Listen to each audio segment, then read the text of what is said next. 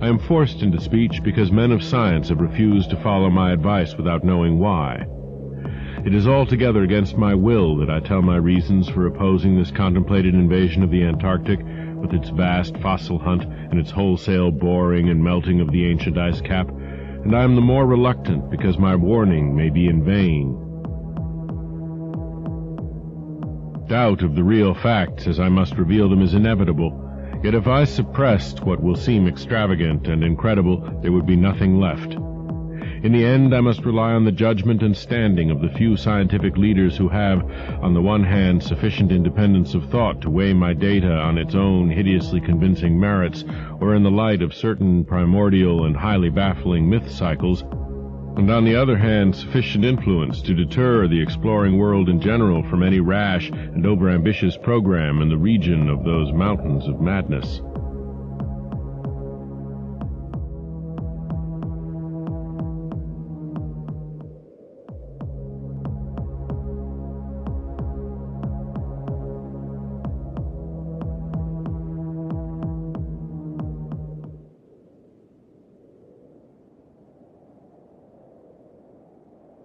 Oh, hey folks, Doomed Wizard here. It's a booktube video. Today we're going to talk about one of my favorite books of all time, one of my recent favorite books of all time. I call it a book. Some people call it a novella. I call it a book. We're going to be talking about At the Mountains of Madness. This is one, like I said, one of my favorites. I'm going to be talking with my buddy Steve here, who I bought him a copy of it for Christmas because I knew it. I love that.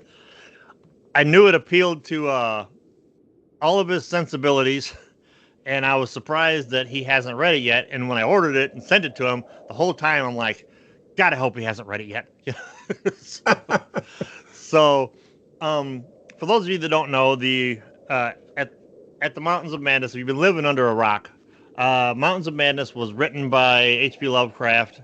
We're not going to talk about H.P. Lovecraft. We're going to talk about the book. It was written around 1930-31, got rejected by Weird Tales because it was too long. Around 36, it got published in a different magazine, serialized, and then since then has been produced in so many different collections on its own. Like the copy I got you was pretty much, it's self-contained. I have the what is it, the like the American Press paperback or whatever it's called, which the fancy one with all the annotations and stuff. But I don't read annotations because I'm not a book snob. Come at me in the comments if you think I'm out of line. I don't care. Anyway, basically Mountains of Madness covers like a 1930s expedition to the Antarctic, which hadn't been completely explored then. So there was lots of room for the fantastic. Edgar Rice Burroughs touched on it quite a bit. Marvel Comics later, even though it was pretty much explored.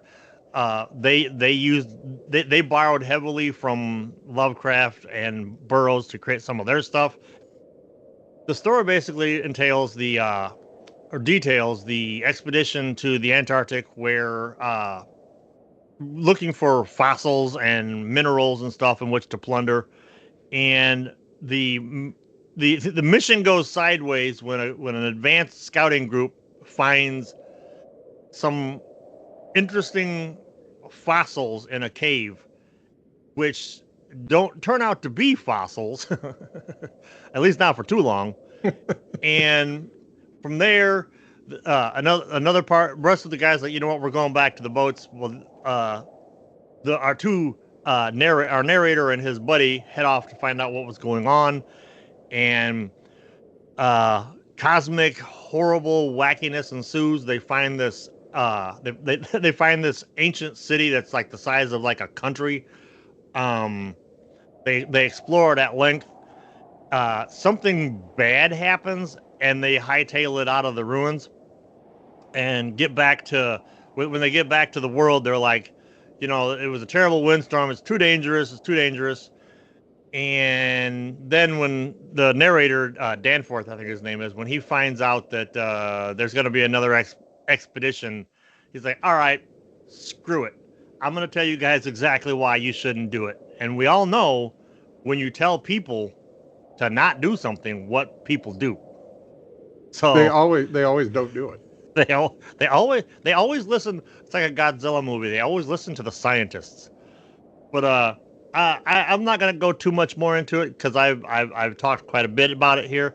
But what I want to talk with you, Steve, about this book. There will be spoilers. Yes, spoilers for this 100-year-old book. Yeah, there's a couple of reasons why I'm not too worried about spoilers today. If you haven't read the book, hit pause, go read the book. And if you're like, oh, but Lovecraft is so dense, it's hard to read Lovecraft. Well, this was one of his more accessible ones, I think. There are sections of the book where it's like, and we'll get into format here in a minute, but there are sections that are still pretty dense, and like I have at least one example of where he uses 85 words or so to say something he could have said in 3. Yeah. But then he wouldn't be Lovecraft if he didn't do that, right? I know he used what we refer to as purple prose. Purple prose, got it. If we're gonna be, sorry, I have to get rid of my don't panic voice. Oh yeah, by the way, for those of you that don't know, Steve's my co-host. Basically, he's the guy that runs Don't Panic, but he's my co-host on the Butler Did It. I'll put links down below where you can find those channels and videos. Oh yeah, nobody knows who I am. I forgot about that. Yeah. Hi everybody, I'm Steve. That's right. We have a little show called Don't Panic Radio Show. Feel free to check that out. I've also been honored and privileged to be on another Doomed Wizard production. The Butler Did It, which is part of the Return of the Son of the Show series. I was also on the Convoy show. So yes, you are the now infamous Convoy episode. If you like those other Doomed Wizard vehicles, and so Paul sent me this. Do I call you Paul or do I call you Doomed? You can call me whatever you want. Just don't call me late for dinner. When this was a Christmas gift, I opened it on Christmas morning and got immediately excited. First of all, I love, as you mentioned, I love a good Arctic exploration story. Yeah. We've talked about it on Don't Panic quite a bit. So yeah, we covered the Shackleton adventure. Yeah. On the Endurance. And so where I'd place this is, people who know me know I love to stretch an analogy until it's, within an inch of its life. This is like if you combined Endurance, the Shackleton story, with the Blair Witch Project. That's not a bad comparison. Yeah, Lovecraft, by the way, was obsessed with what was going on down there at the time. He read everything he could get his hands on about it, which is why I think there's so much accuracy to it. He references the Bird Expedition. He references the Shackleton Expedition. And by the way, it was interesting to read because it's a contemporary account. Well, yeah, maybe 15, 20 years after. Yeah. But he doesn't say the doomed expedition or anything like that. He's like the expedition. Yeah. So apparently people at the time didn't think of it as, oh, what a tragedy. Well, it wasn't really a tragedy. They didn't make it all the way, but everybody got out alive. That's a different show. Go check that out. Anyway, so the first part of the book, absolutely loved, because it has that feel of really good historical fiction. Yeah. Where he's given enough details and he talks about like them leaving Boston and going through the Panama Canal and having their last port of call before they go down, and he describes the Antarctic coastline and the ice and all that stuff. It was really cool. I think grounding it in reality so much the way he did for a good chunk of the book is what you need for what comes next. Yeah. For instance, another thing I like about it is he lays into like the technical stuff. Now this is state of the art technology for 1930, some of which is even above and beyond that, like the drill apparatus that they're using to get fossils. That's like this is everything they're doing is like the peak of what humans have at that time. Yeah. And it makes the second half really show how insignificant it all is. Yes. It's like here we are with our fancy drills and our, our boats and our, our aerial planes. And these guys go to this place where it's light years beyond anything we could possibly imagine. If you like, as I do, these Antarctic expedition type books, this one was good because it's a little later than the Shackleton one. So the idea of using airplanes, the idea of taking 5 airplanes with you on a boat and then putting them all together on the ice sheet and then knowing that you can land anywhere because it's all like there's a bunch of ice, flat ice and stuff. There's plenty of places to land. It was just really cool, like that. Yeah, state of the art, right? The airplane had just been invented 20 years before, 25 years before, so they were able to. That was state of the art at the time, right? And how would you use an airplane to explore the Antarctica was really awesome. So the second reason I'm not worried about spoilers, the first one was, I mean, it's 1936. If you haven't had a chance to read it by now, I don't know if you're going to. But I don't care what you think about the man, which we'll get. I want to talk about the impact of this book later. So remind me. All right. I'll also remind you is Professor Dyer is the main guy. Danforth is the guy that. Spoiler alert, goes nuts on the way back. He's the pilot and his co-explorer who saw something, thought he saw something, or just the weight of what they actually saw really fell upon him. And what I compare it to at the end. So those are, Paul says something bad happens at the end. Yes, something bad happens at the end. And in true Lovecraftian fashion, the point was, this is kind of the point Lovecraft tried to make in his writings is we as humans think we're all that, but compared, and this is relativity had been discovered or had been described recently, and we're learning all sorts of stuff about the cosmos and the universe and discovering other galaxies, and telescope technology is getting better. Everything in the popular press is just starting to show we've just gone through the second industrial revolution where it's like, oh, we're finally taming the earth, and now it's sort of like, are we that significant? And so his whole point is man is just a blip on the screen in the long line of the cosmos, right? And to add insult to injury, man was created either by accident or for a joke. Yes. Yes. There's like one little line in that book that just like upsets a lot of people.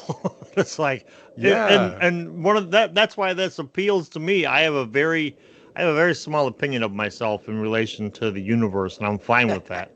And this really, so much of this story sings to how I feel about a lot of things.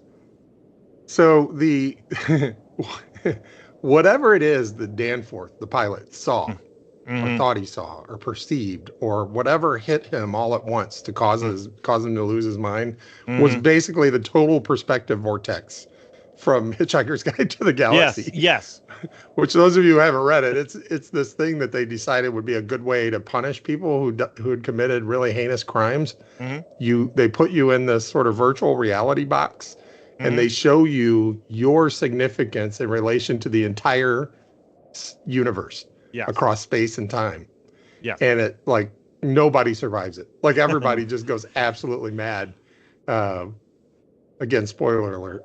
Yeah. Except the one guy, one of the main characters of the book, doesn't go absolutely mad. But Danforth did. Maybe Dyer's like the Zaphod Beeblebrox of I was gonna say Lovecraft. The only person that could survive that would be Zaphod.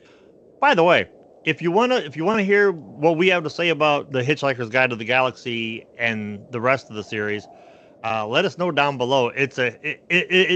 If you've listened to the Don't Panic radio show, or if you've watched anything we've done, its influence shows. At least 97.5% of my jokes come from that book. Yes. Of that series of books, that 5-part trilogy. It's the 5-part trilogy. Yeah. Anyway, back to the Mountains of Madness. I see this as almost three different.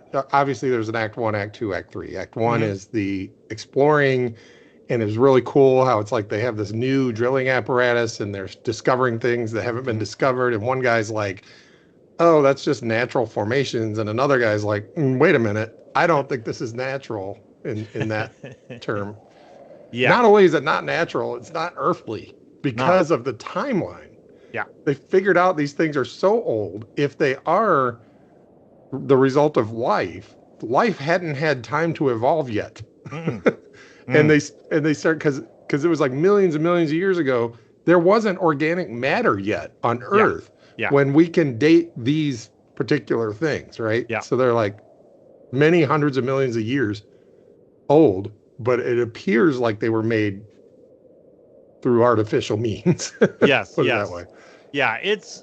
I guess it was like the old ones or the elder things like showed up around the time the moon was made. Yep. So they've been around a while. Yeah. Speaking of the drilling apparatus, one of the things I absolutely love, I can tell you, with my father has ran a small engine repair business for almost 50 years. He's thinking about retiring. He's 87. He's thinking about retiring. When I tell you that we've had every manner of machine come across his workbench, Pabodi sounds like an absolute name for some sort of heavy machinery. It's just a full start. I can literally see it, like see the emblem on these machines. It's that grounded to me. Pabodi. Yeah, fire up the Pabodi. Okay, can I talk just for a minute about the format of the book? Absolutely. And by format, what I mean is probably structure. Sure. I found it interesting because that's the other reason that I'm not worried about spoilers. The book spoils itself. I mean, I haven't read Lovecraft for reasons I mentioned earlier, but I don't know if he normally does this, but he gives away he doesn't foreshadow, man. He foretells. Like he just, something bad's going to happen because he says it's how you get the reader to read it. Yeah. Yep. And that the really bad thing that's going to happen is some indication that it's not just your expedition might get killed. It's like the whole world might come to an end, It is very apocalyptic, and that's one more thing I love about it. And he doesn't build suspense toward it. That was my issue was like, okay, I'm not in suspense. Let's just get to it. Let's just get to the thing that you think's gonna. It was really cool. The exploration. That was the other thing about the structure of the book. Very expositional. When they were exploring the murals that told the history of the beings who built the city, it's like that whole section of the book, the action just comes to a halt, right? Yeah. There's action. That they're copying things down and they're taking pictures and stuff, but the action just comes to a halt. And he says, okay, let me tell you all about this city and the history of the beings and stuff. I'm like, that was interesting. That was cool. It's just there's no action. Like there's nothing driving the story forward. Well, the way that works for me and a lot of people who have read more of his stuff is this book is written further along. I think he died in 1937, so he'd been writing for several years since then, before then, and like this book is like his Dark Tower from Stephen King. It just ties, which by the way, there would be no Stephen King without Lovecraft, but I digress.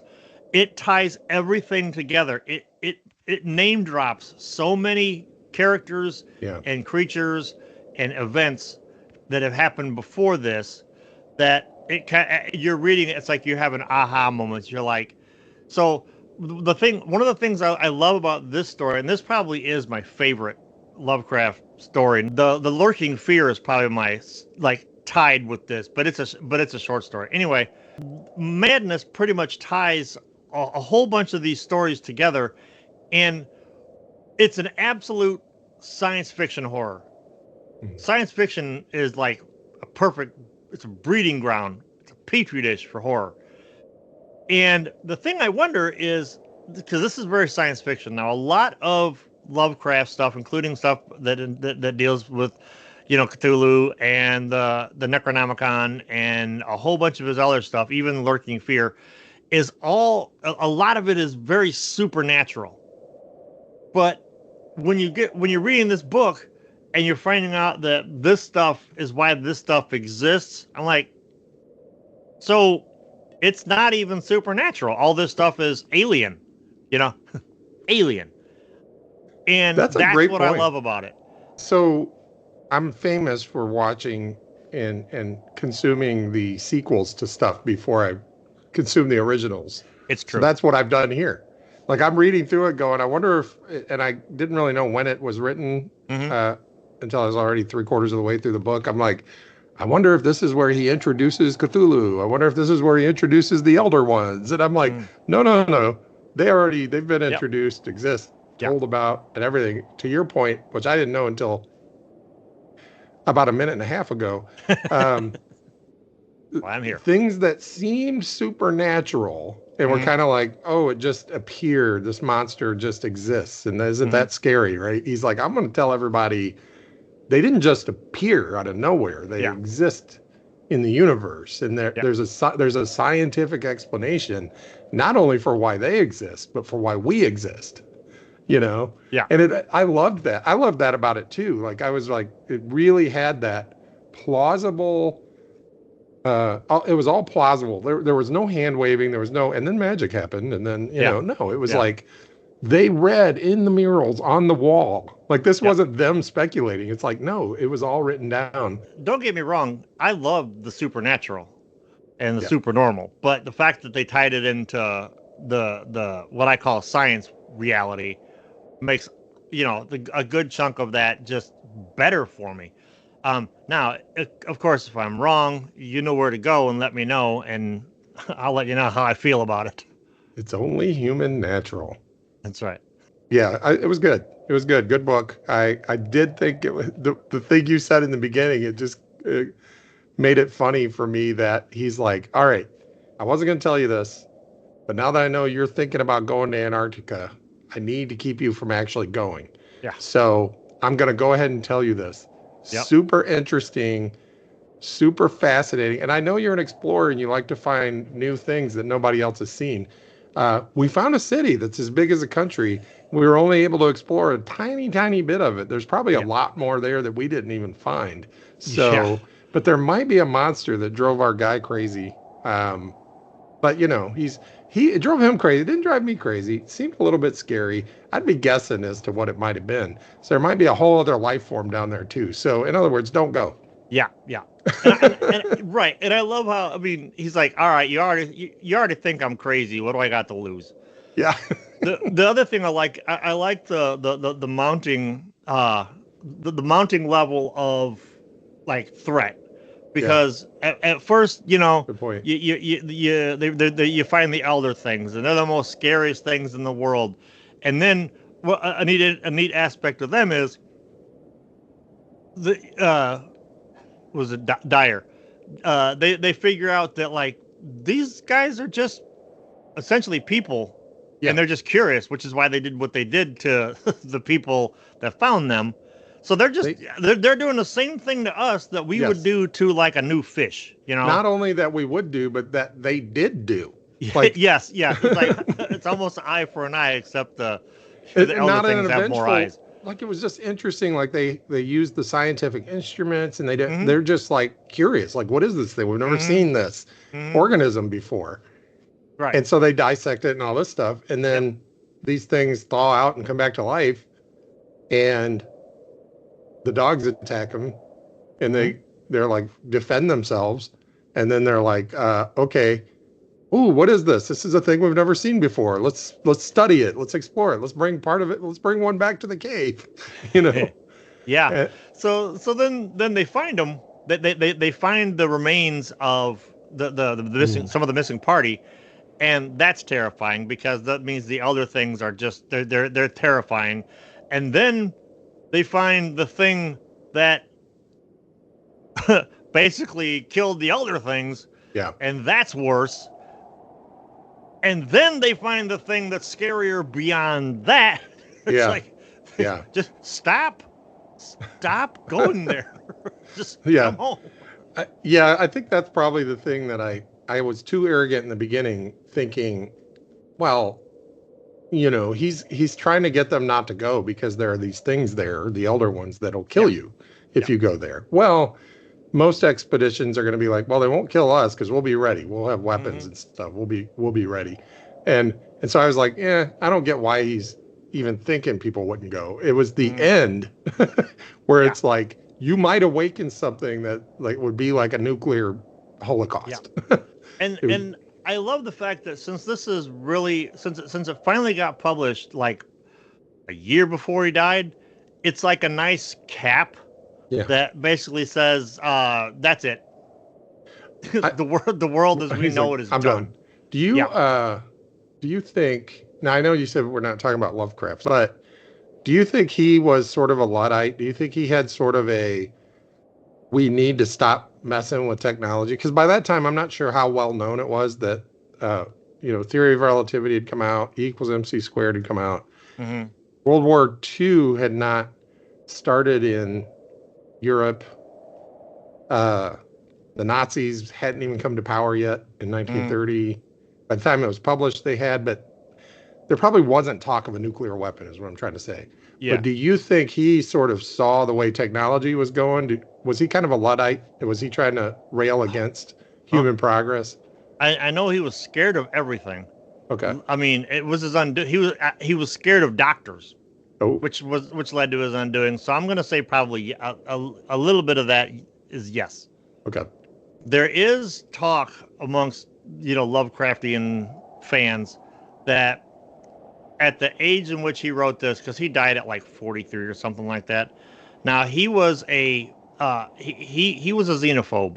He had some contemporaries who were, by today's standards or any standard, racist. But even they were like, bro, pump the brakes a little bit. Pump the brakes a little bit. But the thing what he did was with this book being as it was the last 4 or 5 years of his life, like maybe he had some kind of epiphany, because the way he was detailing the thought processes in the elder things about how they basically making them like us, is either maybe he had an epiphany that maybe people are the same, or maybe it was we all suck. My opinion, it's either or. I like to lean towards the former, but it's probably the latter. Let me know down below if I'm wrong. Sort of a deathbed confession. Yeah. I like the idea of grading racists on a curve. It's like, when somebody's like, she's a Scranton 8, but she'd be like a New York 6. Yeah. It's sort of like, he had some friends who would have been like a 2025 9 on the racist scale. But, for 1936, they would have been like a 7. Right. But right. He was a 10 back then, which would make him off the charts in 2025, right? Yeah. What does this mean? To Kelly Lee. Mm-hmm. What does that mean? That's well, according to the story, it's from a Edgar Allan Poe story. It's the something of Henry Pym or something. It's a like the only novel Poe ever wrote, because Lovecraft was a huge Poe fan. I've never read it, but I think if I remember the way the story plays out, and I mean I've only read it about 11 times. The way the story plays out is the Shuggoth. Yeah. Since they're basically a mockery of a life form or whatever you want to call it, and they mimic what they hear, which I think is great, because if you've ever seen the movie The Relic, which I guess The Ruins. If you've ever seen The Ruins, which I think was also a book, there's this Aztec temple, and there's this flower that grows down deep in it, and it's a carnivorous plant.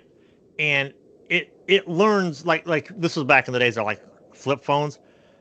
It it learns how to do the little beep beep beep jingle like to lure people down. Who's Oh, calling right. down there? You It's know. like a mockingjay.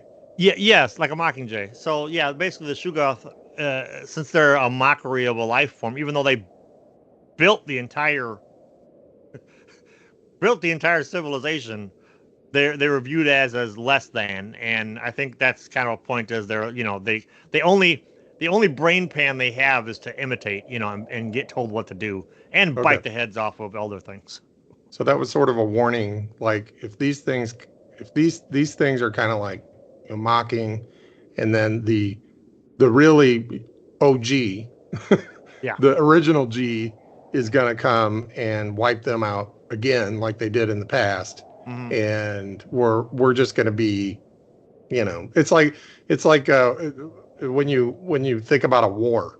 Like Hmm. nobody thinks about all the birds and squirrels that got killed, right? That Hmm. would be the humans, right? No, they're not going to come out and try to wipe us out. What do they care? Yeah. But if they come to wipe these things out, we're just going to be a byproduct. Yes. Speaking of influences, man, it's cold in here. This this book above, I think maybe this book and Cthulhu, because like everybody knows Cthulhu. Like I've said in previous videos, everybody knows Cthulhu. There's friggin' plushies of Cthulhu.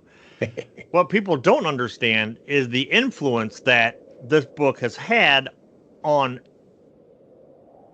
movies and other books. If it weren't for this book, we wouldn't have The Thing from Another World, which was in the 50s, that then got made into John Carpenter's The Thing, which for me was the last movie I saw that scared the crap out of me, and it's heavily influenced right down to the ending of the movie being like, as much as they tried to keep that monster contained in that, and it's in Antarctica too. No matter how hard they try to keep it, uh, the search and rescue team's going to show up, and that's why they fit The Thing into Carpenter's apocalyptic trilogy, because it's the end of the world. Um, which also that was taken from a short story called "Who Goes There," written by John W. Campbell, which I talked about in a previous video, which was written like because of Mountains of Madness, and then it's been that everybody who has read like horror has usually found a copy of Who Goes There, and there's all kinds of Frozen Hell was actually the name of the book before it became Who Goes There, but there's all kinds of Frozen Hell, all kinds of apocalyptic movies out there that borrow heavily from Madness. Nice. So, any last thoughts? Would you recommend this book to people? How about that? Yeah, I would recommend. So I read it like 5 different ways. I started reading this, Uh-huh. and the issue is the lighting in our house is not conducive to reading physical books. Right. Plus, I like to read before I go to sleep when I'm laying in bed. So I got the Kindle version. It cost 58 cents, I think. So As well it should, because it's in the public domain, kids. I figure I paid a little bit for the bandwidth to download it from Amazon, but Yeah. and I was up against a deadline because I had to have it done by today, right? So I went on YouTube and found an Audible version from Horror Babble. Yeah. Horror. I like to Ian say Gordon's horror. Babble. Horror Babble. Which I told you about, and you're like, well, here's another one that I like, and I liked that one better. Yeah. Horror Babble was, what's his name? Ian Green? He's Ian British, Gordon. Ian Gordon, British dude. Yeah. Reading it, which was fine, but this other one was awesome. Yeah. The what's the one that it was like the original book on tape. Yeah. Yes, it literally was a book on tape. Yes. That somebody ripped onto YouTube. What's that guy's name? Do you remember? That was Conrad Fenninger. Conrad Fenninger. Yeah.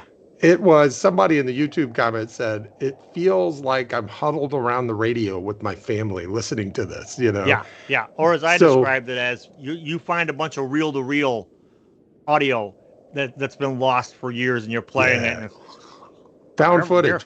This Yeah, would work yes. really well as a found footage, and I don't know if anybody's done it or if they're planning to do it or whatever. I saw Guillermo del Toro's thinking about making a movie. He's been trying to make that movie for a long Okay. time. Yeah, It would it be a keeps getting great bounced found around. footage, like the Yeah. Blair Witch Project, right? Yep. Where for the movie you don't do the reveal. It's more like we found these because these guys make it out alive because it's first person and he's telling us like, okay, we made it out. Now let me go back and tell you what happened. So Right. would I recommend it? I think I would ask the person like, do you enjoy sort of this dense like what did you call it, purple prose? And if the answer is no, then I would be like, go to the YouTube. Yeah. You'll love that. Yeah. It's a great story. Has a lot of great ideas. So I absolutely would recommend it. Yes. Cool. Yeah. Well, spoiler, so would I. And you did. Yeah, I did. All right, folks. Well, that's going to wrap it up for this episode. I want to thank my buddy Steve for putting up with this frigid temperature while we record this episode. Supposed to get up to 15 below today. Oh man, I'm breaking out my Crocs and my long baggy shorts. Nice. And anyway, I'm going to continue to make more BookTube videos. If you want to see more of Steve and I and our reviews of stuff, let us know down below. Check out At the Mountains of Madness. You can find it literally anywhere. It's free most places online because, like I said, I think all of Lovecraft stuff is in the public domain now, except for maybe his letters. But most of all, thanks for watching.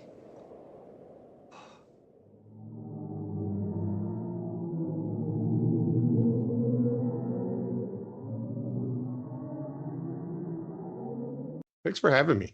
Yeah. It was great. Woo. Time to strip down. Yeah. Time to take off our flying furs.